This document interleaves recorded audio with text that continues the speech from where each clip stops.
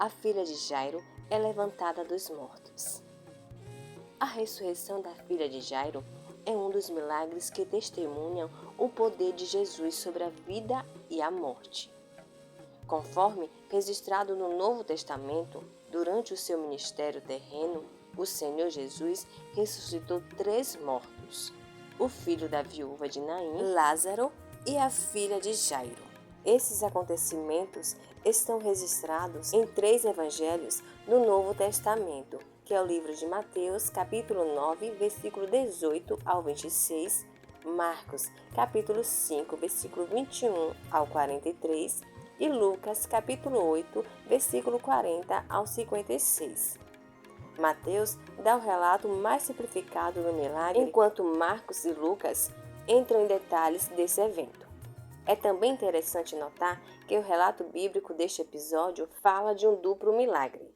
Na verdade, no contexto da ressurreição da filha de Jairo, o Senhor Jesus também curou a mulher que tinha o fluxo de sangue. Vamos ver neste vídeo como aconteceu a ressurreição da filha de Jairo e qual doença ela tinha.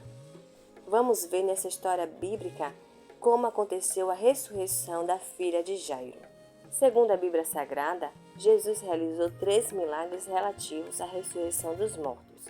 Como já foi dito, o filho da viúva, Lucas, capítulo 7, versículo 14 ao 15, a ressurreição de Lázaro, que se encontra no livro de João, capítulo 11, versículo 43 ao 44, e a filha de Jairo. Encontramos a história da ressurreição da filha de Jairo nos 3 evangelhos: Marcos, Mateus e Lucas. Jesus operou o milagre ressuscitando a filha de Jairo, mas nenhum dos evangelhos menciona o seu nome.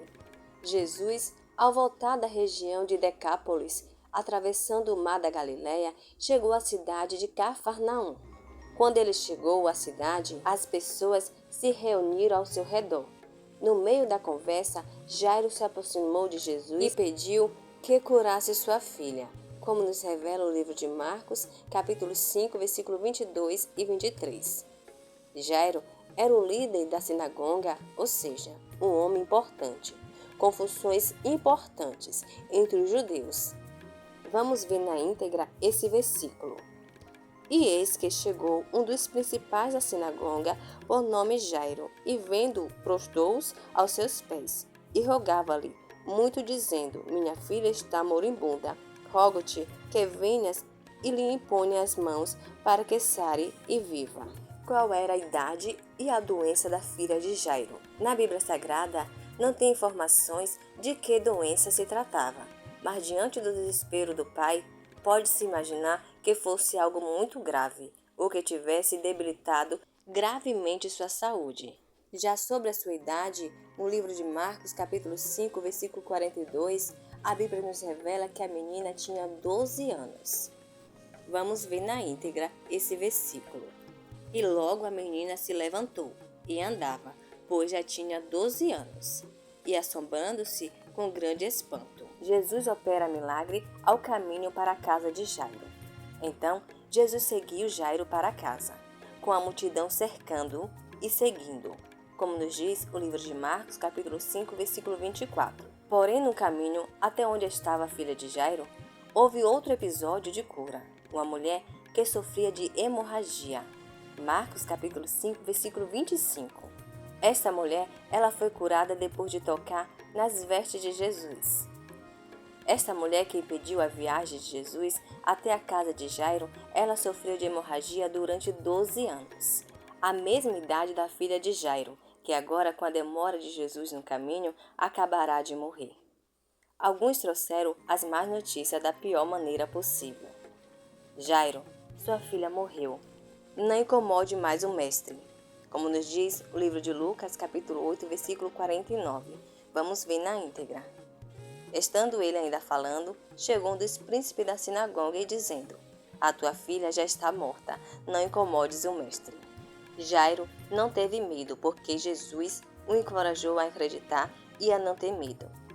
Quando Jesus chegou à casa de Jairo, viu muitas pessoas chorando, lamentando a morte da jovem. Mas Jesus disse: Por que toda essa comoção e lamentação? A criança não está morta, mas dormindo. Marcos, capítulo 5, versículo 39. Vamos ver na íntegra. E entrando, disse-lhes: Por que vos alvoroçais e chorais? A menina não está morta, mas dorme.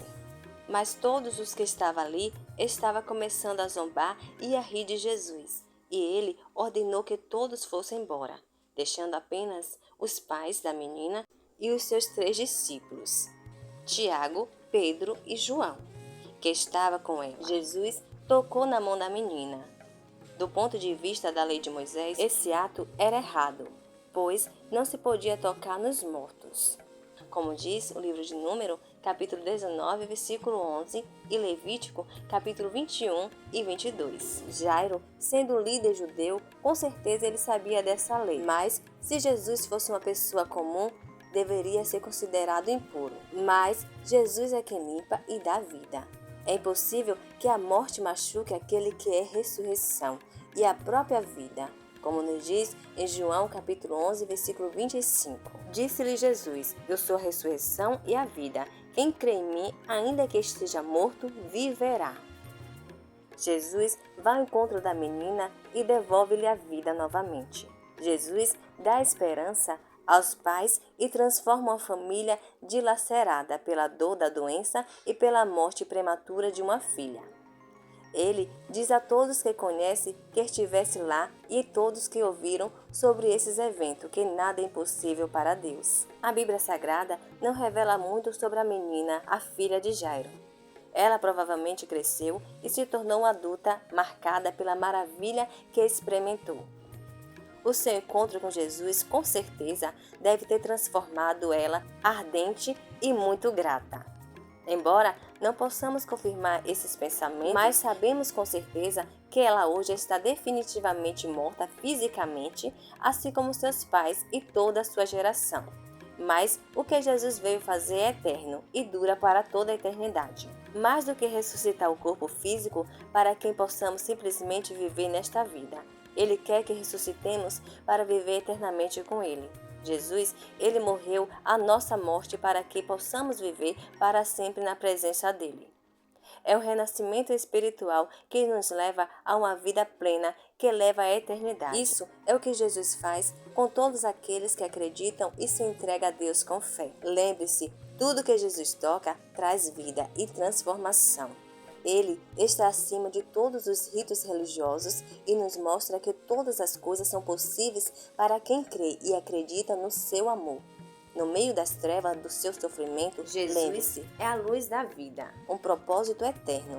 Ele te ama, quer te dar uma vida nova, cheia de esperança, amor, paz, na presença dele.